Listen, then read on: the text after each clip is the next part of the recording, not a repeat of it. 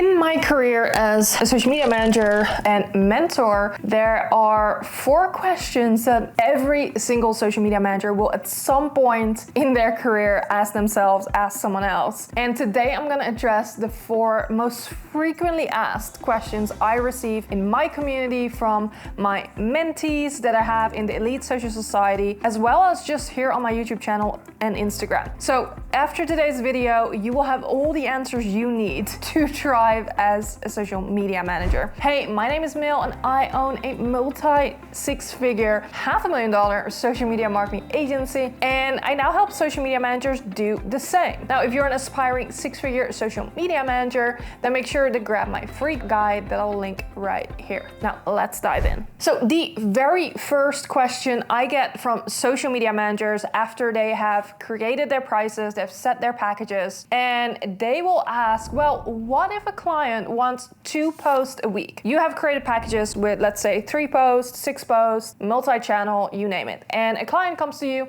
and says, hey, you know what? I want to work with you, but I only want 2 posts a week. Basically, what the client is saying is, I don't want to pay your fees. I want to pay you less because I'm asking less of you and still work with you, right? Well, technically, there's nothing wrong with that. Here is why I would have an issue with it and what I would answer. So I believe that taking on a client for 2 posts a week is absolutely not worth it unless you're just starting out, you're still trying to get experience and take on your first client. That is a completely different story. But in the long run, it's simply not enough for you to actually be successful on social media, and 2, gather enough data to actually see what works and doesn't work on the account. And so a lot of social media managers will lower their rate and do less and less and less. And at the same time, they're not able to get clients results at just posting twice a week. Sure, it may be easy money, it may be easy to post twice, call it a day, and get a check, but it's not actually getting the client results, so it's not helping the client, and neither is it helping you and your reputation because you're not really going anywhere. You're just going through the motions and posting. So in that case, what I would say is recommend that they would hire a VA, a virtual assistant, or someone within their company that can simply post and update twice a week so that they can maintain their presence. But at that level, for 2 posts a week, there isn't really much strategy that you're even doing because you have no room to experiment and try new things if you're only posting twice a week. Because also think about it, let's say you are creating a strategy and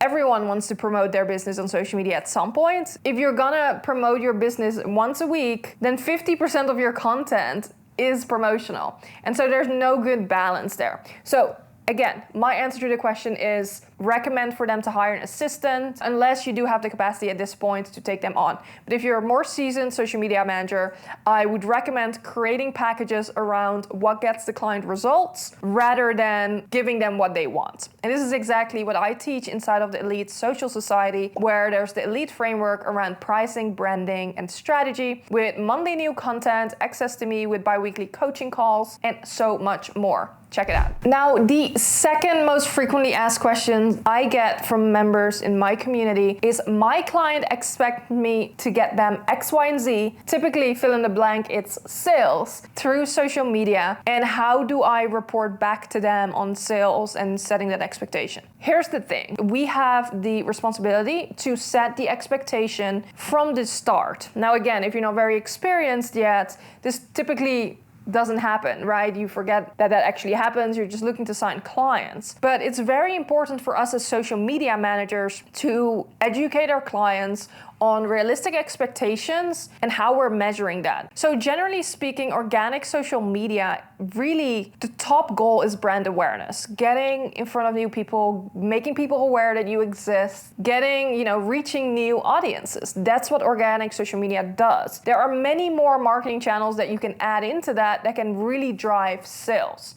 Now, this is not to say that social media doesn't drive sales. It absolutely does, but it all depends on the account, what marketing pieces an account already has in place, and how big of a scope someone is hiring you for to actually get leads and sales. So a couple of ways you can actually track leads and sales would be through DMs, click-through rates, how many people inquire for a product and service. So yes, you can 100% track these things, but it depends what you're hired for and what is realistic for this specific account. If someone is a very small account, they're a local business, they hire you for a couple of posts a week, then it can be really tough to get leads. An engagement strategy would come in where you're actively reaching out, but your main goal as a social media manager is not leads, right? Then they would hire a sales expert or a sales specialist or an appointment setter that you often see on Instagram. So keep that in mind when people have those expectations. Often in the long run, it doesn't work out. So try and set that stage at the very beginning of the relationship for it to be successful. Otherwise, you're going to be 3 or 6 months in, the client's going to be unhappy, you're going to be unhappy,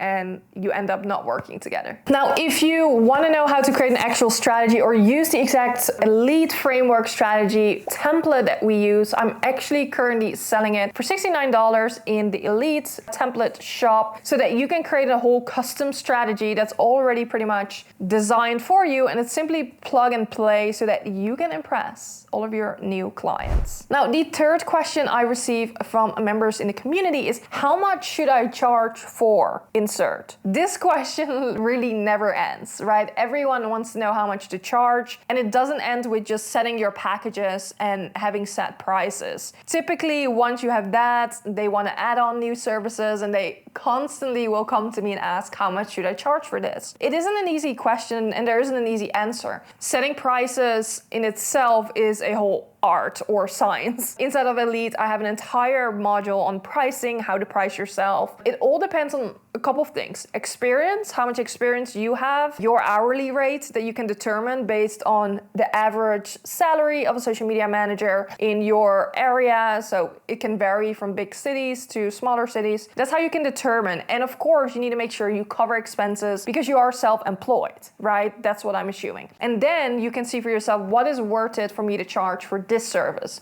If I'm going to add, let's say, providing 1 newsletter a month for a client, that's how you can calculate an actual rate that's profitable rather than saying, you know what, I'm going to charge $150 just because it feels good. So this is exactly, again, what I teach inside of Elite, where I have members fill out a financial dashboard template that I use for myself with my accountant as well, where I keep track of all the income, all my expenses, so that I know exactly what goes in and out. And that way I can also determine how much I should be charging. Am I charging too low because I'm not making enough money? Should I be charging more? And so a lot of things go into pricing. There's no easy answer, but I would recommend my answer to how much you should charge is figure out your hourly rate, do some research, not in terms of competitors, but in terms of based on experience in your area or location or clients you serve, how much people get paid. And from there on, you can create an average, calculate in your expenses, and now you have a strategic price for yourself rather than making it up on whatever feels good.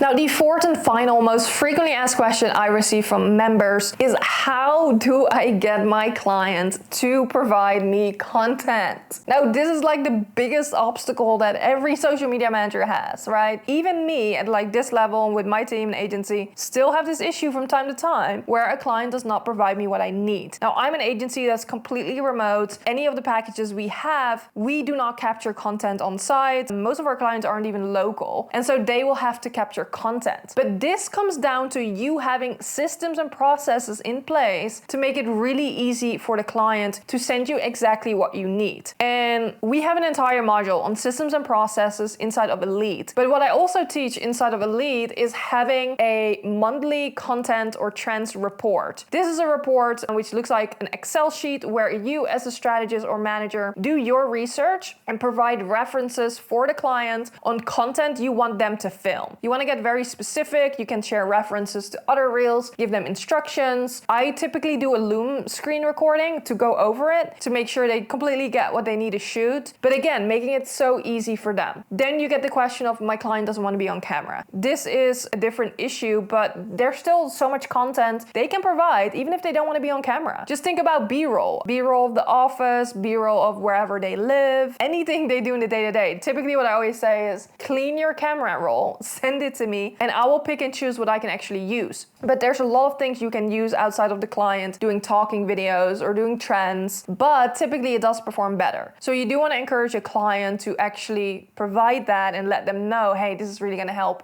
your social media. And again, typically at a level where with us currently we charge $3,500 a month and up, typically a client will do their part, right? They're investing. So if they want to see the best results, they are going to do their part. If then still you're having issue getting any content, even though, you know, you can also create graphics and other things, then what I would recommend is, or ask, is this client a good fit? Sure, they're willing to pay, but if they're not willing to do their part, your job becomes A, really hard, and B, almost impossible to get them the results that they want to see. And again, I'm bringing that back to your reputation. Is it worth then having this client on if you can't get them the results you know you can get someone on social media? Similarly to where you wouldn't offer a package that has 2 posts a week, like I said in the beginning. So those are issues that are sometimes, you know, will never really go away no matter what level you are at as a social media manager. But it's key for you to do everything you can in your power to make it easy for the clients. That would come down to having systems and processes in place as a social media manager. And I understand that especially in the beginning, that's hard because you're overwhelmed by a lot of things. But as you grow and become more seasoned in this industry, you need to start leveling up your business. And that's when it's time to join me and our members inside of the Elite Social Society, where I provide bi-weekly group coaching calls to coach social media managers through all of these obstacles they're having. I provide them with monthly new training in their video library and app in the App Store. And they get access to me every single day to ask questions just like these. But this wraps up the 4 most frequently asked questions I get from members in my community that I'm sure you had as well. And I hope these answers will help you thrive in your social media career. So if you like this video, make sure you hit the like button, comment below if you have any questions left after this, and I will see you in next week's video.